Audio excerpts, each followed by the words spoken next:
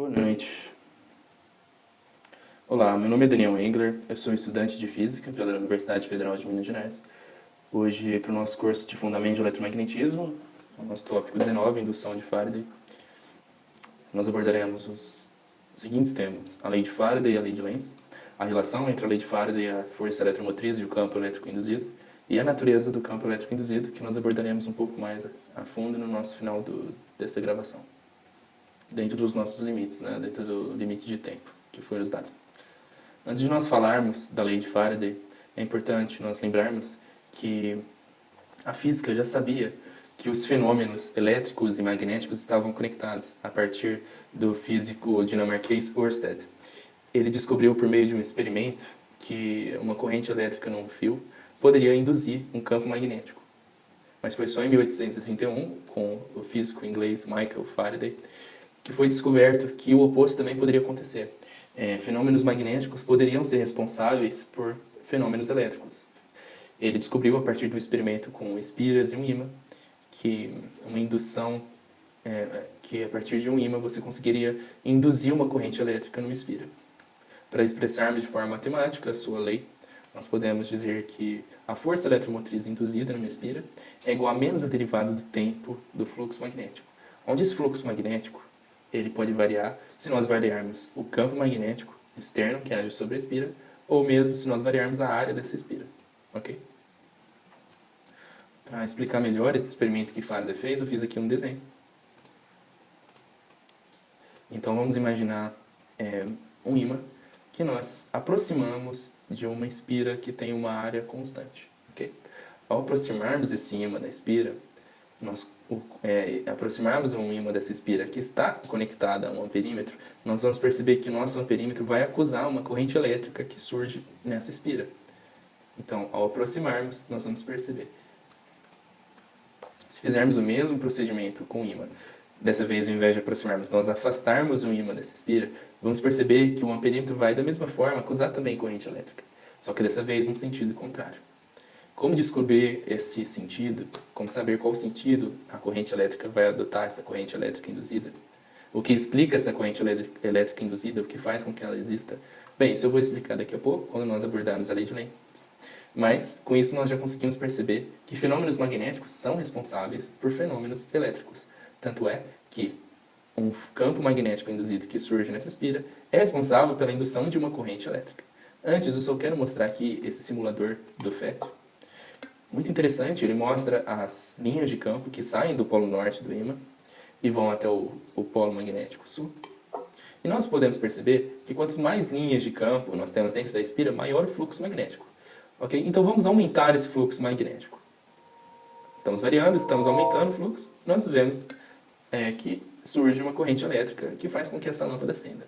Nesse caso aqui eu estou com o ímã parado. Nós temos um fluxo magnético alto, haja vista que nós temos muitas linhas de campo dentro dessa espira. Mas nós não temos uma variação do fluxo magnético. E como nós lembramos da lei de Faraday, o que faz com que surja uma força eletromotriz induzida nessa espira é a variação do fluxo magnético, e não o fluxo magnético em si. Então nós precisamos variar esse fluxo. Para variarmos, nesse caso agora, eu vou afastar o ímã.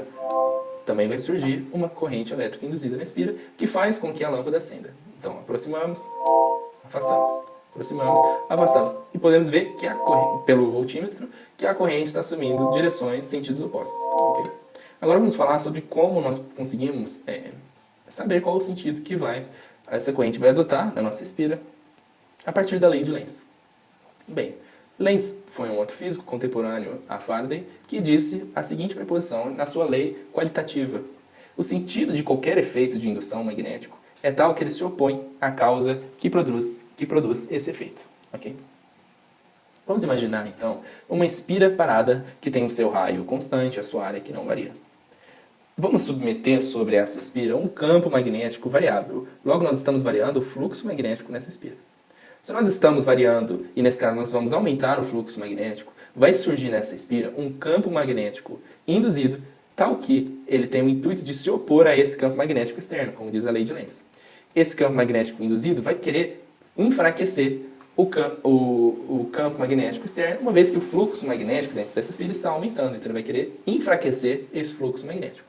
Para nós sabermos o sentido dessa corrente induzida que aparecerá, como nós vimos na lei de Faraday, nós vamos utilizar a regra da mão direita. Para isso nós vamos pegar a nossa mão direita e vamos colocar o nosso polegar na direção desse campo magnético induzido que vai surgir nessa espira, ok? Então vamos lá.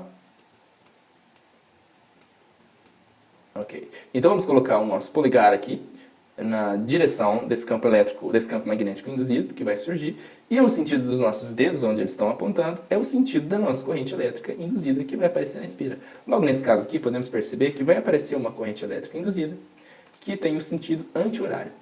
Vamos fazer a mesma coisa nesse segundo caso. Nós temos um campo magnético externo que também está variando. Logo, nós temos uma variação do fluxo magnético nessa espira e, com isso, uma força eletromotriz induzida.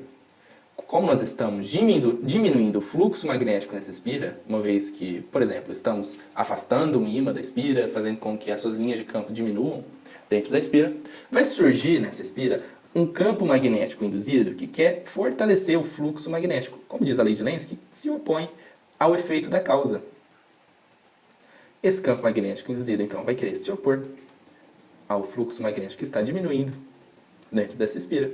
E se nós colocarmos o nosso polegar no sentido desse campo magnético induzido, nós podemos perceber que o sentido dos nossos dedos apontam para o sentido horário da espira. Logo, a corrente elétrica induzida que aparecerá nessa espira terá o sentido horário.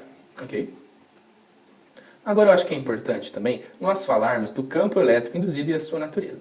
Para isso, eu quero mostrar um exemplo onde nós temos aqui uma região de campo magnético, onde nós temos as suas linhas de campo que estão entrando nesse computador, entrando nessa tela, ok? Esse campo magnético, ele é uniforme e está variando, está aumentando. Se ele está aumentando, nós sabemos que o fluxo magnético está aumentando, ok? Como o fluxo magnético está aumentando, o nosso campo magnético está aumentando também. Vamos pensar aqui que nós vamos colocar uma espira nessa região de campo magnético externo.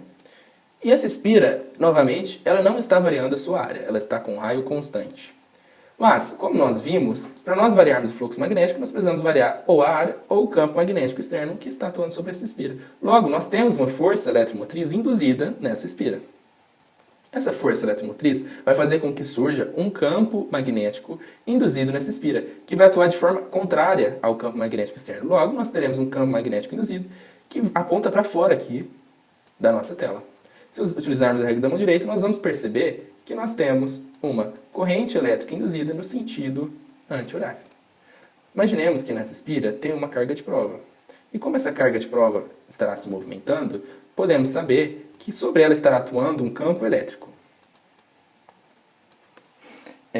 Como nós sabemos, nós podemos calcular que o trabalho realizado sobre uma carga pode ser dado por trabalho é igual a essa carga que é zero, vezes o epsilon, a força eletromotriz induzida. Se lembrarmos também das aulas de mecânica, vamos lembrar de uma outra forma de calcular esse trabalho, que é a integral de F escalar ds sobre um determinado caminho, ok? Sobre um caminho.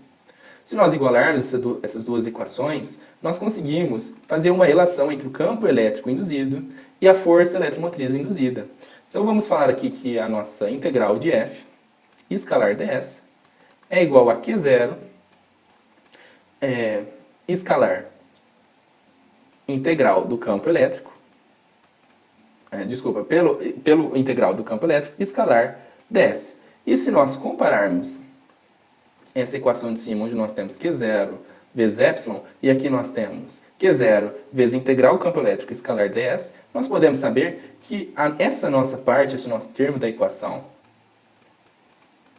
integral campo elétrico escalar ds, ela é igual ao nosso epsilon. E como nós sabemos, nós vimos no começo dessa aula, o nosso epsilon ela é menos a derivada do tempo do nosso fluxo magnético. Logo, nós podemos dizer que o nosso campo elétrico induzido ele está diretamente relacionado ao nosso fluxo magnético, à nossa variação de fluxo magnético. Então, se nós variamos o fluxo magnético dentro de uma espira, nós teremos também um surgimento de um campo elétrico induzido nessa mesma. Bem, eu acho que nós já abordamos todos os tópicos, eu imagino que passamos até um pouquinho do tempo, de 10 minutos que foi nos dado. É um tema complexo, né, que precisa talvez de mais tempo para a aula ficar um pouco melhor. Mas eu acho que foi isso, acho que eu pude responder bem essas 3 perguntas que foi me colocada. Então é isso aí, professor. Um abraço, até logo.